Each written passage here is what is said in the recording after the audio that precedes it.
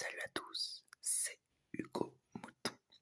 On se retrouve aujourd'hui pour une nouvelle vidéo sur pilote en 13 minutes. Alors j'ai changé le titre et je changerai le titre en fait en fonction des vidéos parce que la vidéo aujourd'hui sur Juan Manuel Fangio est bien trop longue pour tenir en 5 minutes. Donc ça va dépendre en fait en fonction de chaque champion. Il y a des champions sur lesquels j'aurai plus de choses à dire, d'autres sur lesquels j'aurai peut-être moins de choses à dire. Et je pense que je vais varier les noms des titres entre 5 et 13 minutes. 13 étant mon chiffre porte-bonheur si vous vous posez la question de pourquoi 13. Alors, je rappelle le concept de pilote en 13 minutes. Je prends chaque vidéo, en fait, je prends un champion du monde de F1 dans l'ordre chronologique. Le mois dernier, c'était Giuseppe Farina. Aujourd'hui, cette vidéo, ce sera Juan Manuel Fangio. Et la prochaine vidéo, ce sera Alberto Ascari. Après, je vous dis la prochaine fois, entre temps, je vous ferai une vidéo hors série pour vous donner les clés de réponse et pourquoi j'ai commencé à faire cette série de vidéos, qu'est-ce qu'elle m'apporte et de quoi elle m'a fait prendre conscience, pour vous partager mon avis assez personnel sur tout cela. J'espère d'ailleurs que vous pourrez réagir parce que c'est une vidéo qui me tiendra à mon avis très à cœur. Déjà ces vidéos-là me tiennent très à cœur, mais cette vidéo où je vais vous parler assez à cœur ouvert quand même, où j'aurai pas de notes devant moi, j'aurai absolument rien en fait, c'est juste mes pensées pour vous parler. J'espère qu'elle vous plaira d'ailleurs cette prochaine vidéo, mais là en l'occurrence, nous allons parler de Juan Manuel Fangio.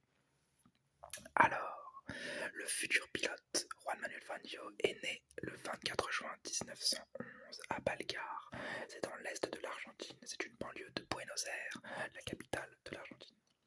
Il est fils d'immigrés italiens, son père était maçon, il est donc né dans un milieu plutôt modeste pour son enfance, avec en plus de cela 5 frères et sœurs. À 11 ans, il devient apprenti mécanicien, puis après quelques années, il abandonne l'école pour s'y consacrer totalement.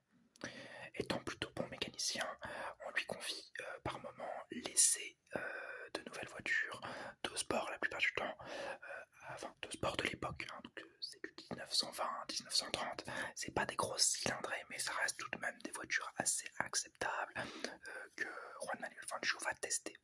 Et à 18 ans, il devient pour la première fois de sa vie copilote lors d'une course en Argentine.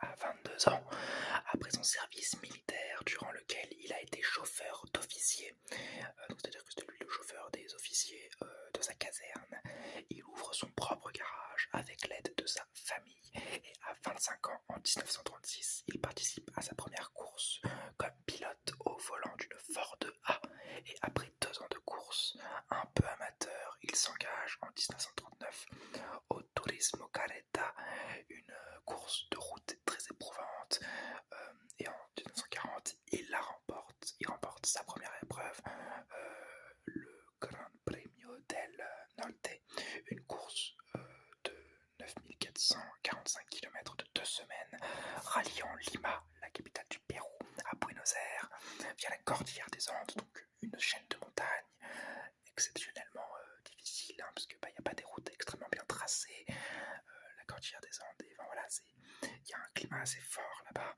qui met à rude épreuve la mécanique de sa voiture et le corps du pilote, et il remporte cette épreuve. Il devient d'ailleurs champion d'Argentine de Carretas la même année et réédite la performance en 1941.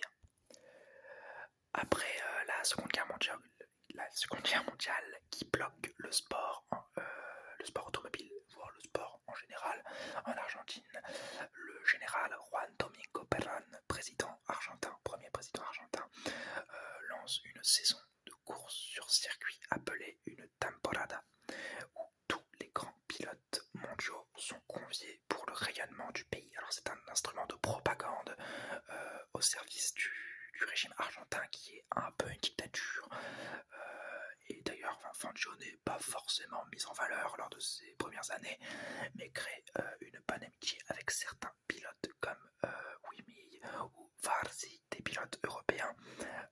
Donc il n'est pas exceptionnel, il ne gagne pas les courses, mais il entretient des liens d'amitié avec des pilotes venant du continent européen. Puis c'est encore le général Perón qui met en place son départ en Europe pour que l'Argentine rayonne internationalement. Il continue l'outil de propagande jusqu'à envoyer ses pilotes en Europe pour participer à des courses automobiles et faire rayonner le pays. En 1948, il participe donc à son premier Grand Prix de Formule 1 à Reims. Alors il n'y a pas de championnat à l'époque en 1948, mais la Formule 1 existe déjà, elle n'est juste pas classée. Mais cette saison est un peu en désordre, il n'a pas été super bien préparé. En 1949, par contre, la saison est plus structurée et il remporte de nombreux grands prix comme celui de Pau, de Marseille, de Monza ou d'Albi. Et à 39 ans, l'Argentin s'engage dès lors en F1 chez les favoris Alfa Romeo et remporte ses 3 premiers grands prix à Monaco, en Belgique et à Reims, perdant le premier championnat du monde de F1 à cause de nombreux problèmes techniques sur les autres grands prix, au profit de Giuseppe Farina, comme je vous en ai parlé dans la dernière vidéo. En 1951, encore chez Alfa Romeo, il remporte le premier Grand Prix de Suisse et le 4e à Reims avec une voiture partagée avec Fagioli. Alors comme je vous le rappelle, à l'époque on avait le droit d'échanger de voiture, c'est-à-dire imaginons je roule, ma voiture casse, ah dommage, je rentre au stand donc et arrive au stand, un de mes coéquipiers peut me donner sa voiture et nous allons finir la course, donc c'est moi qui finis la course à sa place et les points de cette course terminée, s'il y en a, seront partagés entre les deux pilotes. Mais durant les 3 courses suivantes, il se fait dominer par les Ferrari et est en mauvaise posture pour le championnat du monde. Mais les petits points engrangés lui permettent de tirer parti de l'erreur des Ferrari et de gagner le championnat du monde devant Ascari et son compatriote Gonzalez. Après cette saison couronnée de succès, donc la saison 51, Alfa Romeo se retire et Juan Manuel Fangio trouve refuge chez Maserati. Il ne participe tout du moins pas à la première course en Belgique, les voitures n'étant pas prêtes, et lors du Grand Prix de Monza, un Grand Prix hors championnat du monde, il rencontre un problème de logistique et doit faire Paris-Monza de nuit, arrivant sans sommeil pour le départ de la course. Et au deuxième tour, au virage d'Elesmo, il se crache violemment et abandonne la saison 52, évitant de peu une paralysie, voire la mort. Il reste en vie, mais abandonne donc et sacrifie ses chances pour un championnat 52 qui ne paraissait pas gagné d'avance. Surtout qu'en 53, il revient bien, mais les Ferrari sont trop fortes et elles enchaînent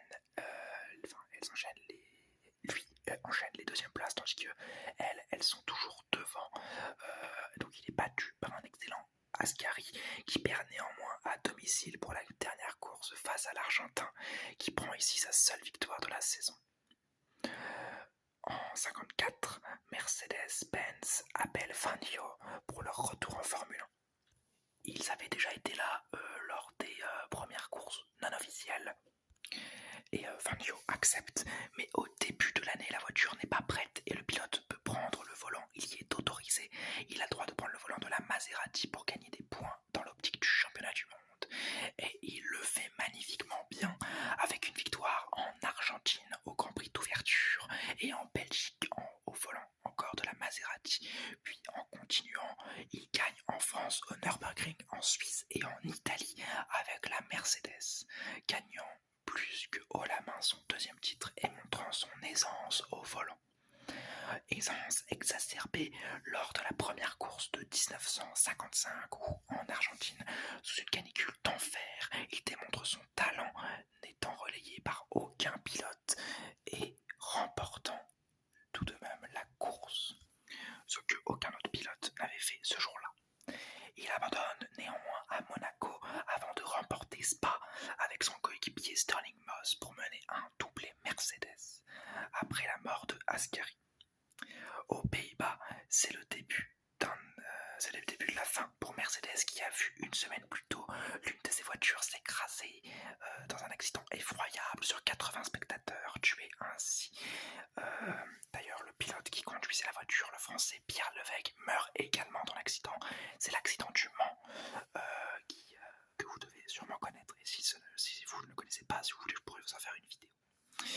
L'épreuve néerlandaise est tout de même remportée par l'Argentin à Entren au Royaume-Uni. Stirling Moss remporte la course devant Fangio qui garantit son titre, amplifié par l'ultime victoire de la saison à Monza pour la dernière une Mercedes qui annonce son retrait quelques semaines après la fin du championnat du monde, laissant un troisième titre à Fangio, mais le laissant sans écurie. À l'orée de la saison 1956, du haut de ses 44 ans, Fangio envisage sa retraite, ce qui est normal à l'époque, les gens meurent. La saison 54 ne lui a fait que le 55 n'a fait que lui rappeler ceci. Mais son protecteur, le président Perón, est renversé. Et cela rabat les cartes pour le pilote qui négocie un gros contrat chez Ferrari pour être à l'abri de tout besoin dans sa vie future. Pari gagnant pour El Maestro, comme il est désormais appelé, qui voit la prometteuse Lancia T50 lui atterrir entre les mains et lui permettant de remporter le premier Grand Prix en Argentine qu'il avait abandonné. Mais son coéquipier Luigi Musso lui donne sa voiture pour finir la course premier et partager les points. Alors vous vous étonnerez peut-être d'entendre Ferrari et Lancia dans la même phrase. L'écurie que Alberto Ascari a quitté en 53, c'est Lancia, c'est Ferrari. Et il a rejoint Lancia avant de se tuer au volant de ces mêmes Lancia, qui étaient des voitures très très prometteuses. Mais la mort d'Ascari, les problèmes financiers ont fait quitter la discipline à Lancia, qui a offert ses monoplaces à Ferrari, les ayant recustomisés et les offrant à Fangio, qui lui permet de faire une très bonne saison. Moss, dans une Maserati, prend la première place devant Fangio à Monaco, qui s'est encore vu aidé par un coéquipier, cette fois-ci Peter Collins. Le même qui profite de l'abandon de ses coéquipiers à Spa pour remporter sa première victoire dans un week-end dominé par Fangio et Moss, mais qui abandonne malheureusement. En France, à Reims, c'est une bataille de vitesse qui a lieu sous les yeux des spectateurs, car durant la course, tous les pilotes battent les meilleurs temps successivement. Barchel et Fangio, voilà, ces deux-là vont se battre durant toute la course, et ce sera un Grand Prix remporté par le champion du monde qui doit tout de même perdre sa première position à cause d'un problème de conduite d'alimentation, le faisant pas finir quatrième. Voilà, il avait course gagnée parce que Shell devait ralentir, mais il le perd finalement à cause d'un problème. Il finit quatrième, sauvant quelques points et laissant une seconde victoire à Collins. À Silverstone, néanmoins, l'Argentin se reprend et remporte coup sur coup ce GP et celui du Nürburgring pour reprendre la tête du championnat du monde avec une belle avance devant Collins. Et c'est ce même Collins qui fera preuve d'une des plus belles actions de l'histoire du sport automobile un mois plus tard lors de sa dernière manche, la dernière manche de la Formule 1 à Monza, alors que les pneus explosent un par un, étant donné que les voitures ont trop du mal dans les bankings. Donc ça les oblige à box, ça les oblige à s'arrêter pour continuer, mais les changements de route ne sont pas aussi rapides qu'aujourd'hui. Fangio voit sa direction assistée, pas sa direction assistée, sa direction tout court, cassée, et rentre au stand dans l'attente d'un relais d'un de ses coéquipiers. Mais Musso, son premier coéquipier, refuse.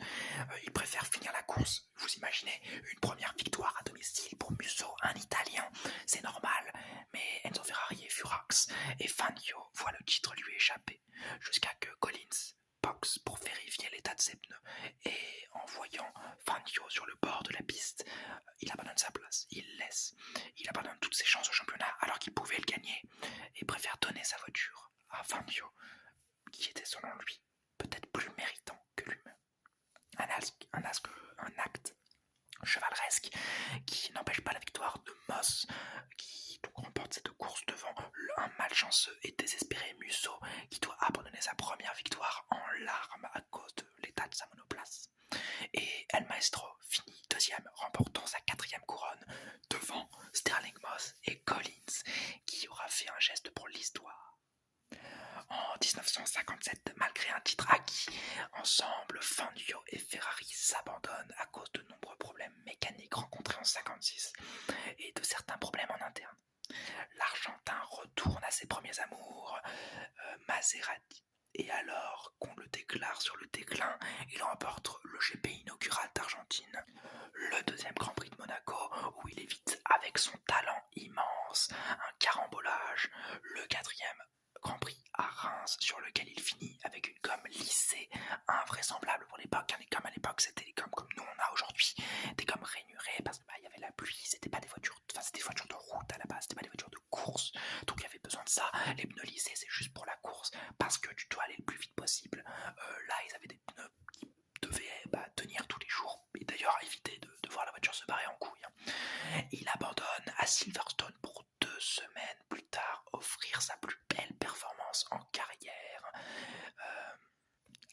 alors qu'il fait une bonne course. Un arrêt au stand laborieux au Nürburgring le fait repartir troisième à 24 secondes des deux Ferrari, ayant 10 tours pour remonter tout cela.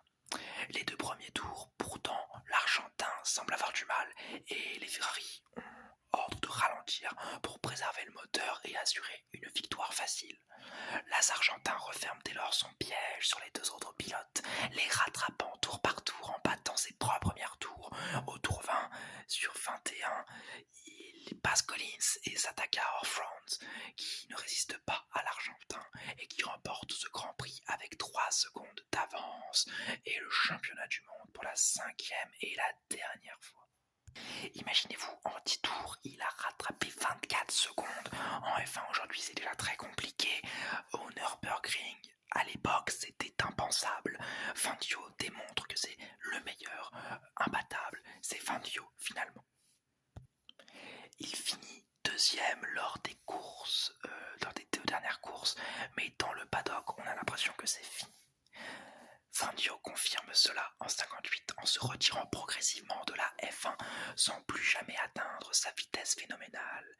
Il participe à sa dernière course à Reims où, hors du rythme totalement, Orfront se refuse à lui prendre un tour, clamant à la fin qu'on ne prend pas un tour à cet homme. Preuve du respect entre pilotes de cette époque et de l'aura magnifique que Fangio devait dégager. Toujours sur la même année, lors du Grand Prix de Cuba, hors F1, ce n'était pas au calendrier, Fangio est enlevé par des rebelles aux ordres de Fidel Castro qui ne le violentent pas et avec lesquels il partage une journée de Grand Prix et pendant laquelle il signe même certains orthographes et il écoutera avec le Grand Prix à la radio qu'il est même censé lui disputer, mais il n'est pas affolé. Il est relâché après avoir écouté donc toute la course sur une radio avec ses geôliers et l'Argentin n'est pas du tout traumatisé par cet après-midi. Il dira même que ça ne l'a pas traumatisé en soi.